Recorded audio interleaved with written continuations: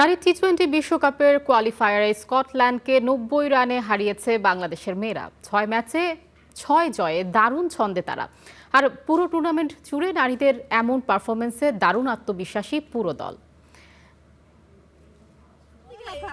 বিশ্বকাপের বাছাই পর্বে অপ্রতিরোধ্য বাংলাদেশের মেয়েরা। ৬ ম্যাচে ৬ জয়ে এখন পর্যন্ত টেবিল টপার তারা। শুক্রবার সুপার সিক্সে নেপালের কীর্তিপুরে স্কটল্যান্ডের বিপক্ষে টস জিতে ব্যাটিংয়ের সিদ্ধান্ত নেয় বাংলাদেশ। শুরুটা বেশ ভালো করেন দুই ওপেনার দিলারা আক্তার এবং জুয়াইরিয়া ফেরদৌস। দলীয় ৬৭ রানে দুই ওপেনারকে হারায় বাংলাদেশ। সেট দুই ব্যাটারকে হারিয়ে চাপে পড়া বাংলাদেশকে টেনে তোলেন অধিনায়ক নিগার সুলতানা এবং সুবহানা মোস্তারি। ১৭ রানের জুটি গড়েন তারা।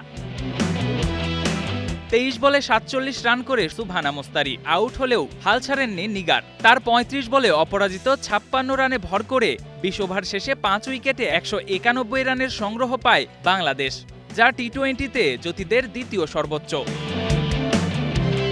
জবাবে ব্যাট করতে নেমে শুরু থেকেই উইকেট হারাতে থাকে স্কটল্যান্ড। মিডল অর্ডার কিছুটা ভালো করলেও তা কাজে আসেনি। মারুফা স্বর্ণাদের বোলিং তোপে আসা যাওয়ার মিছিলে মাতে স্কটল্যান্ড। ২০ ওভার শেষে ৯ উইকেট হারিয়ে ১০১ রানেই থামতে হয় তাদের।